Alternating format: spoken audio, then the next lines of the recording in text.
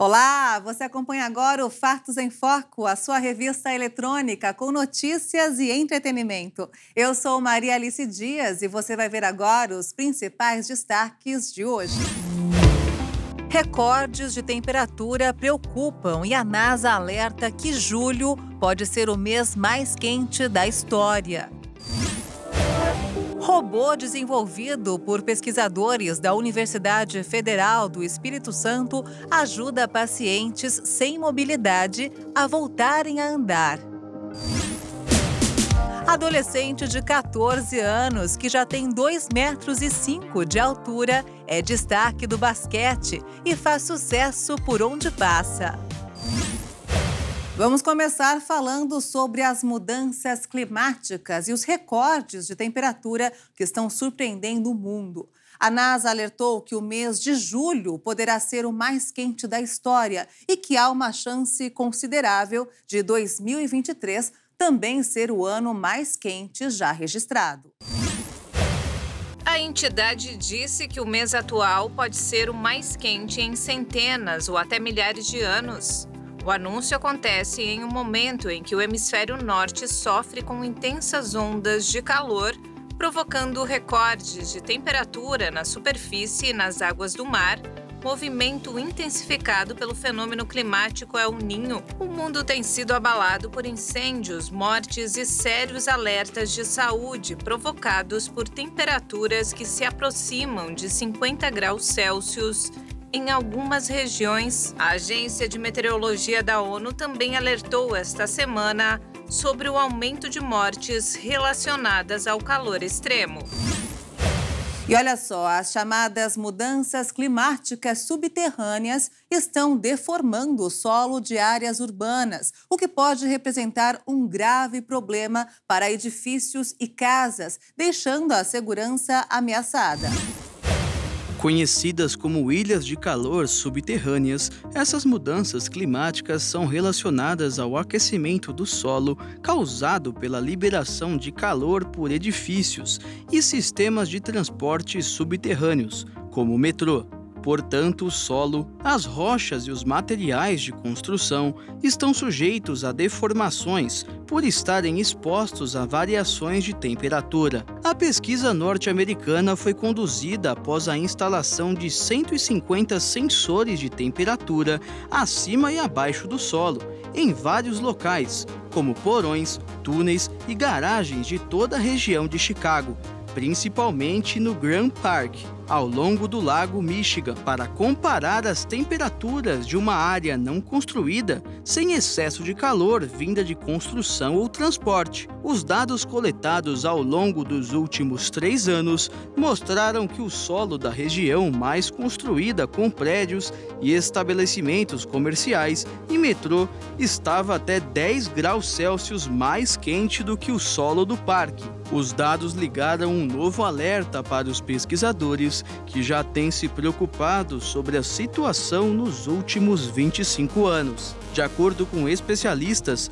as mudanças climáticas subterrâneas podem causar problemas como a contaminação das águas subterrâneas, a deformação nos trilhos e sistemas de transporte e colocar em risco a infraestrutura de grandes metrópoles. Em 6 meses, o Brasil recebeu mais de 3.200.000 turistas estrangeiros. Segundo a Embratur, o número corresponde a 92% do total registrado em todo o ano passado.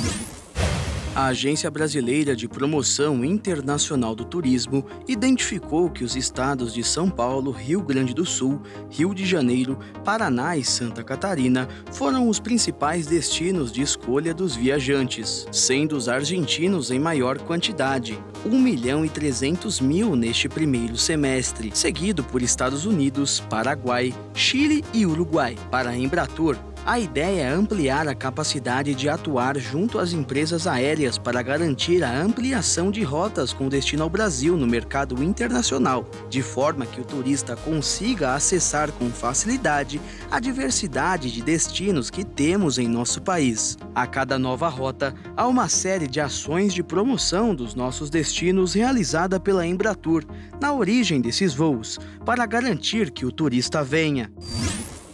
A cidade de Nova York não tem mais espaço para receber imigrantes, tanto que o prefeito Eric Adams pediu o favor de quem quiser se estabelecer nos Estados Unidos que considere outra cidade. As autoridades locais planejam distribuir panfletos alertando os imigrantes de que não há garantia de que receberão ajuda se chegarem à cidade. Eric Adams disse que a cidade está enfrentando uma onda de reações negativas após as tentativas de seu governo para desencorajar os imigrantes de ficarem nos 5 distritos que compõem a região. Como forma de impedir a chegada ou até mesmo a permanência na cidade, a prefeitura anunciou um plano para lidar com pessoas vindas de diversas regiões do mundo. Essa política exige que os imigrantes, desde que sejam adultos solteiros, fiquem em abrigos em centros de acolhimento e saiam após 60 dias. Se não encontrarem uma nova moradia até esse prazo, deverão solicitar novamente a residência no abrigo. Segundo dados do próprio município, que tem 8.300.000 habitantes, a cidade recebeu 90.000 pessoas desde abril do ano passado.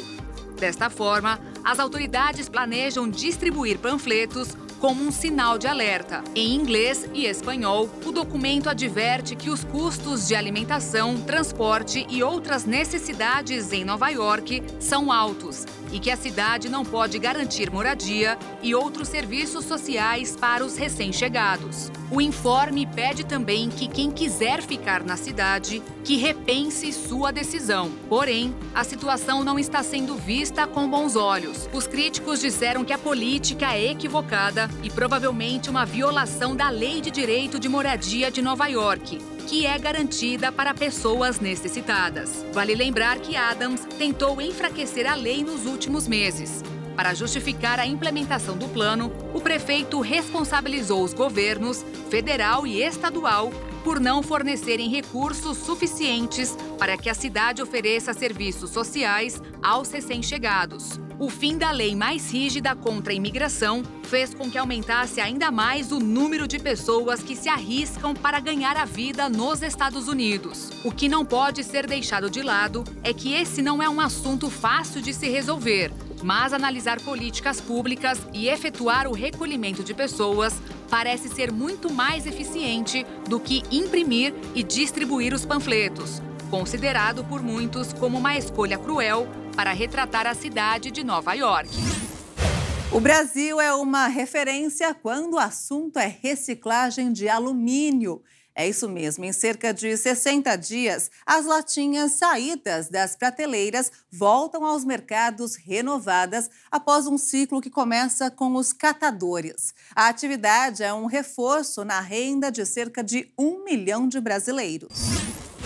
Shirley Aparecida de Souza coleta latas de alumínio todos os dias nas ruas da periferia de São Paulo para ajudar no sustento da família. Essa mulher de 38 anos é uma entre 1 milhão de catadores no Brasil. Eles são peças fundamentais em um processo que, em 2022, igualou pela primeira vez a quantidade de material reciclado ao total de latas produzidas, de acordo com a Recicla Latas, uma associação de fabricantes e recicladores brasileiros. Segundo a associação, a reutilização do alumínio evitou a emissão de 15 milhões de toneladas de gases de efeito estufa na última década. Além disso, a atividade oferece sustento para pessoas em situação de pobreza e a busca pelos resíduos se tornou uma cena comum em todo o país. Porque é uma renda assim que ajuda, suprir um pouco, né? Mas eu tenho o sonho de ter cartão de crédito, esses negócios para levar para as coisas para os filhos, para casa, poder comprar móveis. E na reciclagem assim você não tem um salário para poder comprar tudo isso. Shirley diz que consegue uma média de R$ 20 por dia com a coleta. Cada quilo de lata, cerca de 67 unidades, é vendido por R$ 6,20. Hoje o preço está variando, está em torno de R$ 6,60, né? O preço da lata, ele equipara o valor do dólar e o LME, que é a tabela do alumínio, né? Como está em baixa, o material está em queda. Agrupados em cooperativas ou trabalhando de forma independente, como Shirley, os catadores vendem o alumínio para sucateiros ou centros de coleta, que por sua vez abastecem grandes empresas de reciclagem. As latas que saem das prateleiras nas mãos dos consumidores retornam para os mercados renovadas em cerca de 60 dias. Esse ciclo atingiu um recorde em 2022, reciclando 100% da produção de embalagens de alumínio e posicionando o Brasil como uma referência global. Além dos benefícios ambientais, a atividade injeta R$ 6 bilhões por ano na economia. A ONU voltou a pedir cautela com os avanços da tecnologia, que sempre é bem-vinda, mas nunca é demais evitar os exageros, porque, em alguns casos, a sociedade não está preparada. Os riscos que a inteligência artificial traz para a paz e a segurança do mundo foram debatidos nesta terça-feira na primeira reunião que o Conselho de Segurança das Nações Unidas teve sobre o tema.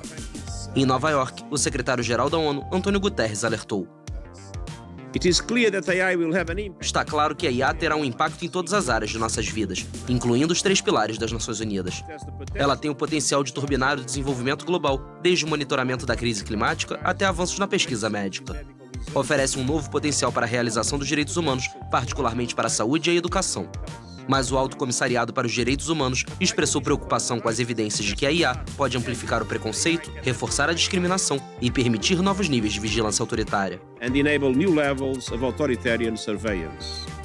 O diplomata português destacou que as utilizações militares e não militares da inteligência artificial podem trazer consequências graves para a paz e segurança mundial.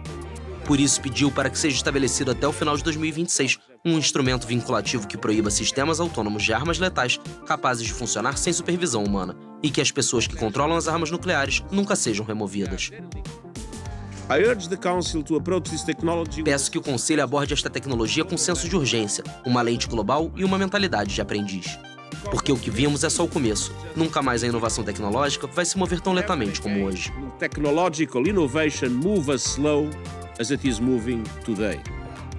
O diplomata português reforçou que até mesmo seus criadores apontaram que a inteligência artificial generativa tem um enorme potencial para o bem e para o mal, em grande escala. Guterres também reiterou seu apoio à criação de uma entidade das Nações Unidas para ajudar a otimizar os benefícios da inteligência artificial e reduzir os riscos, como a Agência Internacional de Energia Atômica ou o Painel Intergovernamental sobre Mudanças Climáticas. Dados do Ministério da Saúde mostraram que mais de 1 milhão de brasileiros vivem com hepatite B no Brasil, mas menos da metade tem o diagnóstico para a doença.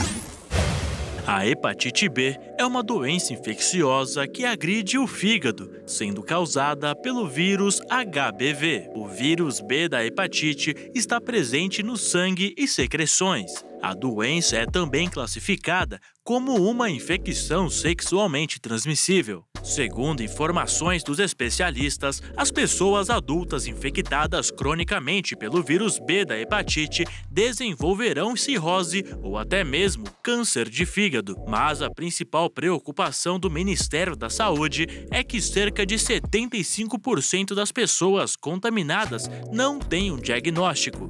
A pasta informou ainda que das 256 mil pessoas que sabem que têm a doença, o número daquelas que fazem tratamento é ainda pior. Só 41 mil utilizam a profilaxia recomendada. Segundo o novo boletim epidemiológico do Ministério da Saúde, a região sudeste concentrou a maior parte dos casos de hepatites A, B e C em 2022. Foram 24.036 casos confirmados no país no último ano, sendo 10.896 na região.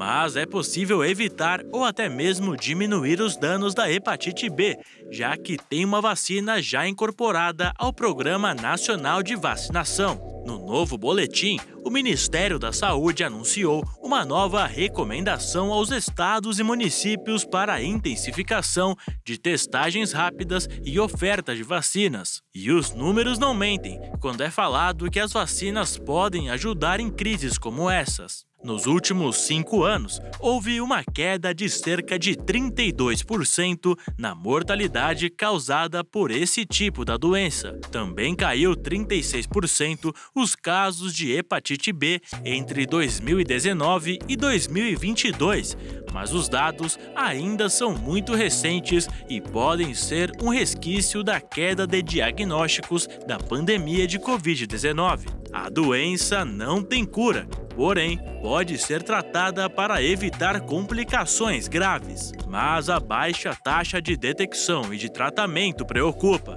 A pasta também apresentou dados de outras hepatites, como a C. Para esse outro tipo da doença, é estimado que 520 mil pessoas estão infectadas, mas sem saber disso e sem realizar o tratamento. A hepatite C não tem vacina, mas conta com tratamento que leva à cura em cerca de 12 semanas. Esse é um tratamento altamente eficaz e curto. O Ministério da Saúde tem metas de eliminação da hepatite B e C. Para a primeira, a ideia é diagnosticar 90% das pessoas infectadas até 2030, e o objetivo é que até essa data, 80% deles estejam em tratamento, taxa que hoje se encontra em 16%.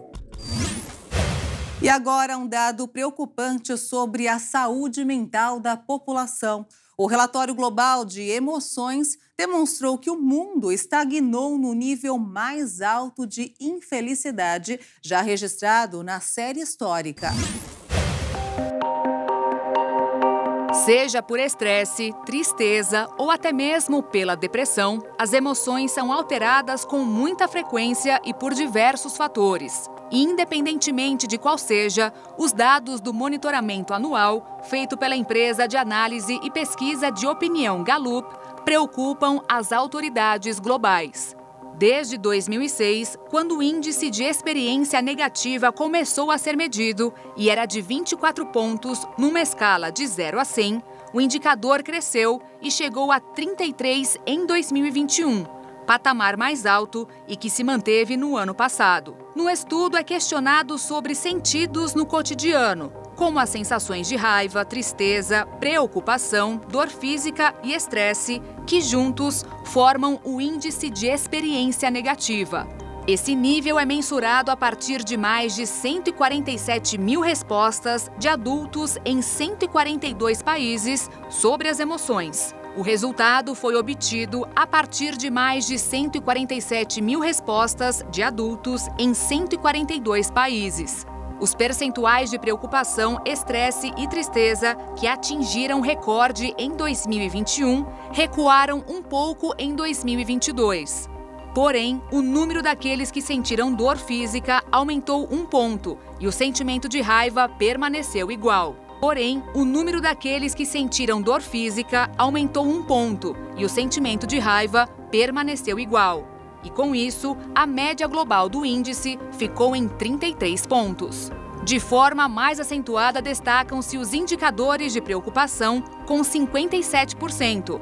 Mas existem formas de se livrar dessas condições que as tornem tristes. Uma delas é a realização de exercícios físicos. Praticar esportes, seja de curta ou longa duração, causa bem-estar mental e melhora o psicológico na maioria das pessoas. Bastam 15 a 30 minutos de exercícios em dias alternados para sentir os efeitos positivos.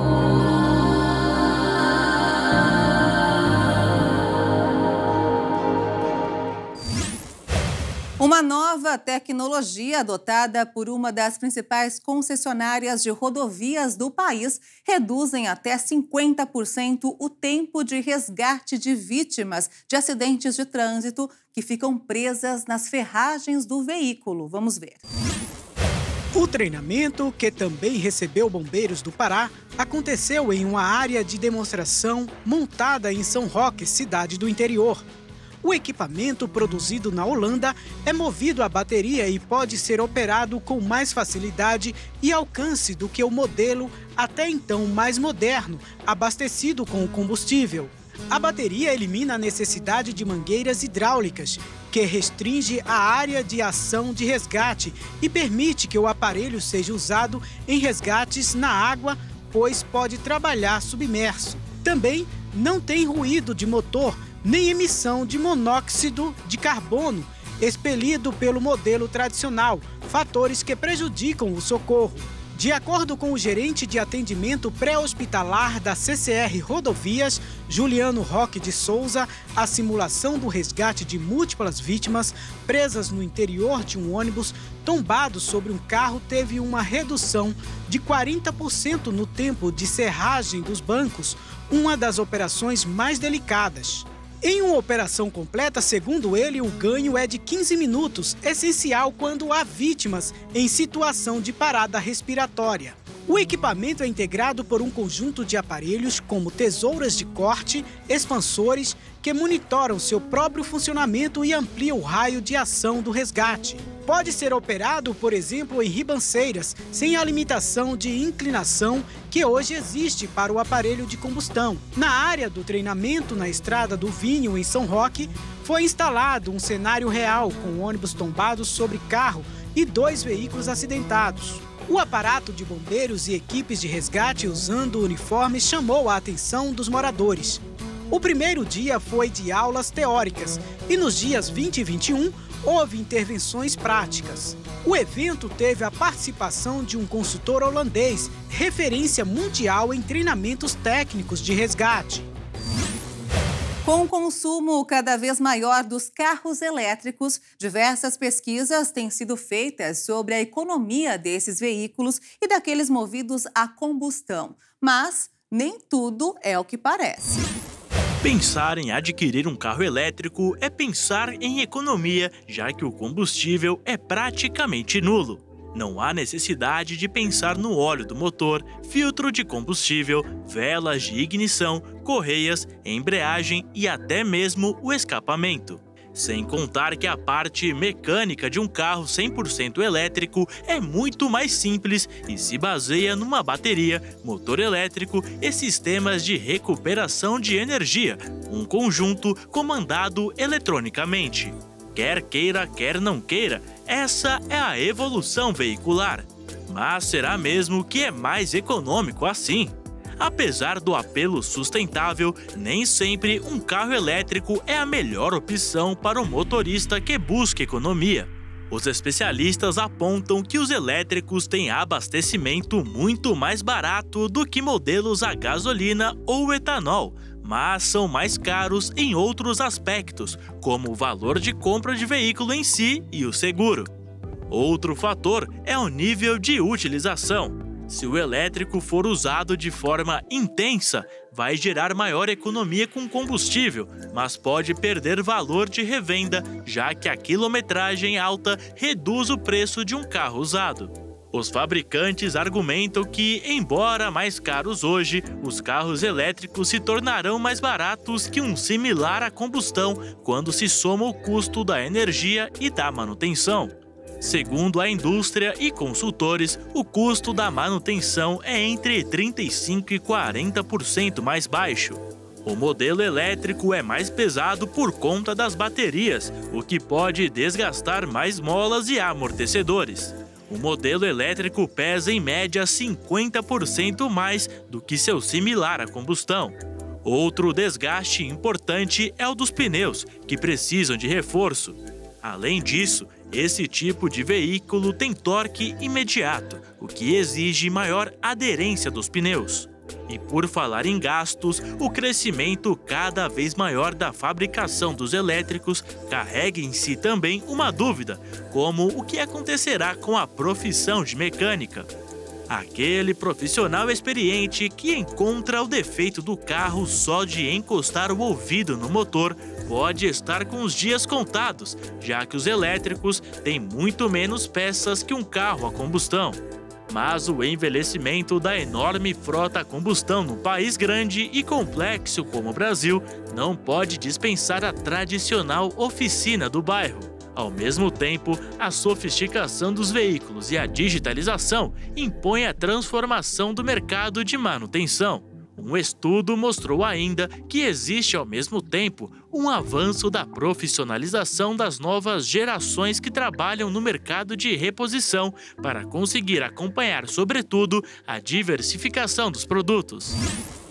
E a Embraer anunciou detalhes da produção do carro voador. Os primeiros modelos devem sair da fábrica em 2026. Pelo visto, a era dos Jacksons chegou. A tecnologia dos desenhos, que fizeram parte da nossa infância, hoje estão entre nós. Acompanhe. A primeira fábrica para a produção das aeronaves elétricas de decolagem e pouso vertical, a eVTOL, que é uma parceria com a startup da IVE, será localizada na cidade de Taubaté, no interior de São Paulo. O local se beneficia de uma logística estratégica, oferecendo fácil acesso por meio de rodovias e proximidade de uma linha ferroviária. Segundo a Embraer, já estão vendidos 2.800 desses veículos voadores para empresas do Brasil e dos Estados Unidos. Ainda não há detalhes sobre contratações futuras para a produção dos carros voadores. A expectativa é de que a eVTOL receba a certificação em 2026, mas faça um voo de teste em escala real até 2024. Pontos de ônibus inteligentes que falam com passageiros serão instalados em São Paulo e no Rio de Janeiro. O objetivo é oferecer companhia e minimizar a sensação de insegurança das pessoas que utilizam as paradas. O projeto, chamado inicialmente de Guarded Bus Stop, ou ponto de ônibus vigiado em inglês, agora ganha o nome de Abrigo Amigo. A nova tecnologia, que será implementada a partir de agosto em São Paulo e no Rio de Janeiro, pode ajudar a diminuir esse medo gerado pela solidão nos pontos de ônibus. O painel é sensível ao toque e, ao detectar alguém sozinho no local, exibe uma mensagem: "Você precisa de companhia até o ônibus chegar", acompanhado de um botão escrito "Peça agora". Se a companhia for solicitada pelo usuário, é iniciada a ligação de vídeo com o atendimento da empresa, que faz companhia à pessoa até que seu ônibus chegue. Depois, ao finalizar a chamada, o aparelho volta a exibir um anúncio como funciona normalmente ao longo do dia. O objetivo do projeto é oferecer companhia e minimizar a sensação de insegurança às pessoas que utilizam as paradas de ônibus desacompanhadas. A seleção dos pontos que receberão a tecnologia será feita estrategicamente, pensando nos locais de maior perigo, além da companhia oferecida pela pessoa que aparece do outro lado da tela na videochamada. A existência da câmera já pode ajudar a inibir assédios e assaltos. Uma fase teste de implementação foi feita em abril em Campinas, no interior de São Paulo, onde 5 pontos de ônibus foram equipados com câmera noturna, microfone e conexão de internet. Agora, o modelo chegará a até 100 pontos de ônibus no total, considerando Campinas, São Paulo e Rio de Janeiro. O nascimento de uma burrinha chamada Julieta em um zoológico do Chile trouxe esperança para toda a espécie de burros da Somália. Existem menos de 500 destes animais no mundo. A esperança é para uma espécie em extinção em um zoológico no Chile. O Bunzu anunciou sobre o nascimento de um burro selvagem da Somália, uma rara espécie que tem patas rajadas parecidas com as de uma zebra. A cria foi batizada de Julieta e é o 4º nascimento em cativeiro no país, o único da América do Sul que conseguiu. A população destes animais está em um nível crítico de extinção, a última categoria, antes de desaparecer. que ha ido desaparecendo. Ele foi desaparecendo por miscigenação. A população foi chegando aos lugares em que viviam de forma selvagem com os burros domésticos, que se misturava com uma espécie que não era tão numerosa. O mais grave é que dentro da cultura da medicina não tradicional, os ossos do animal são usados para sopas que buscam melhorar o reumatismo, a tuberculose e uma série de coisas que não estão cientificamente comprovadas. Tuberculose e uma série de coisas que não estão cientificamente comprovadas. A reprodução destes animais é difícil em cativeiro, já que cada fêmea só pode ter crias a cada 2 anos e podem chegar a viver 30. Em 2017, as primeiras fêmeas chegaram ao Buinzu, depois do local ser eleito pela Associação Latino-Americana de Zoológicos e Aquários para participar de um esforço internacional para conservar a espécie. O zoológico espera agora enviar exemplares a outros países e receber novos burros para ampliar a variedade genética da subespécie. A União Internacional de Conservação da Natureza afirma que em todo o mundo restam menos de 200 destes burros em estado selvagem e um número parecido em cativeiro. E olha só que bacana, pessoas que têm alguma dificuldade de locomoção conseguem voltar a andar graças a um robô desenvolvido por pesquisadores da Universidade Federal do Espírito Santo. Em todo o país, existem apenas outros 5 robôs que desempenham a mesma função. A princípio, o projeto teve início quando a universidade comprou um equipamento para montar um laboratório. Depois, foram adquiridos uma máquina de análise de movimento por meio das câmeras, 2 esteiras e o Locomart, aparelho que auxilia na locomoção das pessoas. A partir da junção desses equipamentos, os pesquisadores criaram um exoesqueleto, que entrou em operação em junho e está em fase de testes. Os pesquisadores avaliam o paciente para identificar as limitações e fazer os movimentos, como dobra do quadril e extensão do joelho. O equipamento vai reproduzindo e fazendo os ajustes de acordo com a necessidade de cada paciente.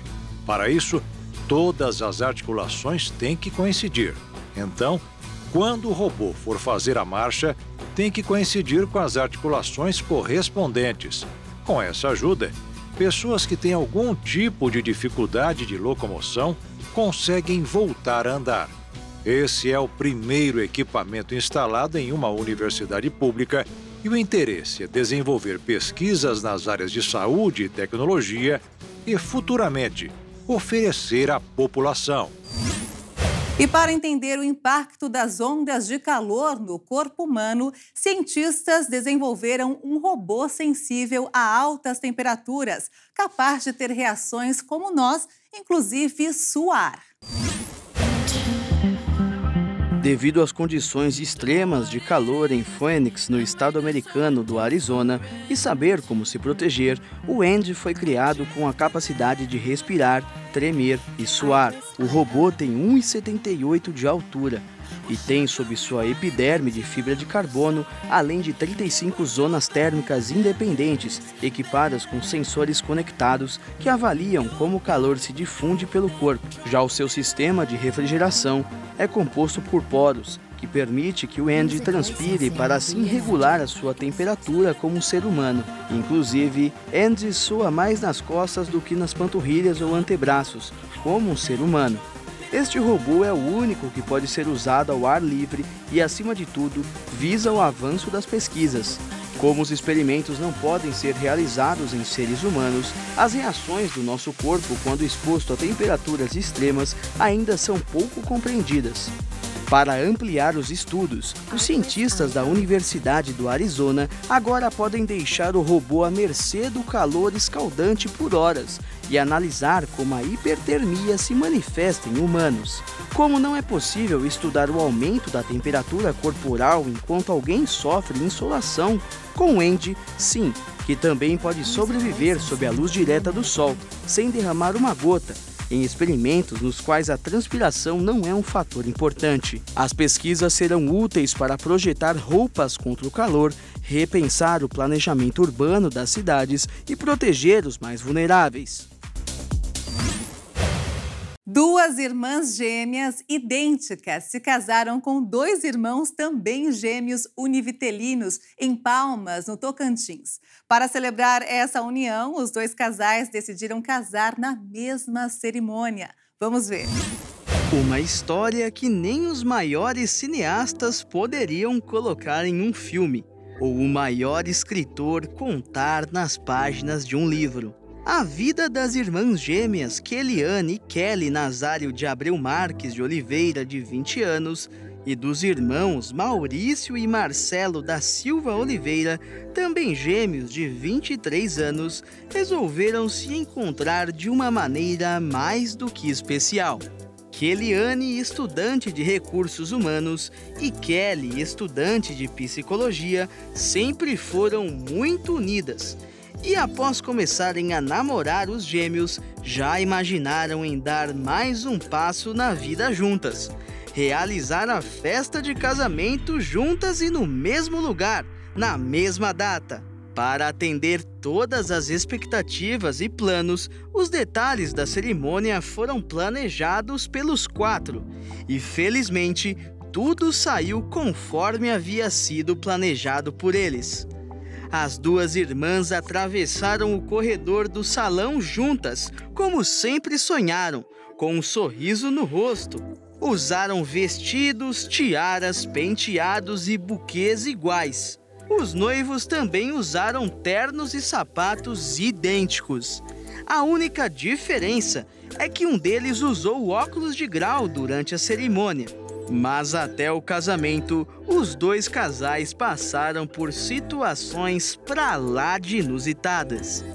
Mesmo com a intimidade e o convívio, Keliane disse que Maurício, seu namorado, pedia para que ela penteasse o cabelo diferente do da irmã, para que ele não confundisse. Em alguns momentos em que as irmãs estavam juntas, os namorados até mesmo perguntavam qual era qual, mas não eram só os homens que se confundiam. As irmãs também, em muitos momentos, não sabiam distinguir os irmãos. O importante é que, embora as confusões inusitadas no meio do relacionamento, os dois casais agora estão casados e, embora jovens, já possuem muita história para contar. Vamos conhecer agora um adolescente que, com apenas 14 anos, já tem 2,5 metros de altura. O gigante é destaque do basquete e faz sucesso por onde passa. Vamos ver. Quando tinha 11 anos de idade, Orlando passou a altura da mãe. A mãe tem 1,72 e, na época, o Orlando chegou a 1,80. Aí, com 12 anos de idade, Orlando passou minha altura. Eu tenho 1,82 e ele chegou a 1,85. Com 13 anos de idade, o Orlando passou a altura do pai. O pai tem 1,95 e, na época, Orlando chegou a 1,98. Hoje, com 14 anos de idade, o Orlando tem 2,5 metros. Alguém tinha dúvida de que este seria o esporte dele? O Orlando começou a jogar basquete em 2020, na pandemia. No final do ano passado, surgiu o contato com uma equipe tradicional de Minas Gerais, o Esporte Clube Ginástico, fundado em 1946. No começo deste ano, Orlando fez as malas para morar em Belo Horizonte. Orlando foi, os pais ficaram. Pela idade dele, a gente fica muito preocupado, a gente monitora ele praticamente todo dia. Eu e a mãe ligamos para ele para saber se está bem, se comeu, se treinou bem, se alimentou. Em Belo Horizonte, o Orlando Neto tem toda uma rede de apoio para se aperfeiçoar como pivô. É muito boa a escola, bem boa mesmo. Alojamento, a gente mora no apartamento, ele dá todo o suporte pra gente, a gente fica doente, eles vai atrás, sempre corre atrás, nunca deixa nenhum atleta de lado. O Orlando já tá até na seleção mineira de basquete. Ídolo no esporte? Claro que ele tem um. É o O'Neal, Shaquille O'Neal. Eu gosto muito dele, porque ele era muito forte, ele dominava todos os rebotes. O gigante adolescente também faz planos para o futuro. NBA, exterior, pra cima. Europa também é bom. Seleção brasileira? Perfeito, ia ser muito bom. Como tem só 14 anos, o Orlando com certeza vai crescer ainda mais, na altura e principalmente no basquete.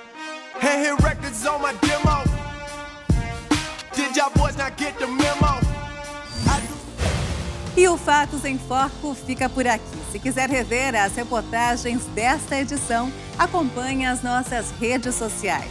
Obrigada pela sua companhia e um excelente fim de semana para você. Tchau!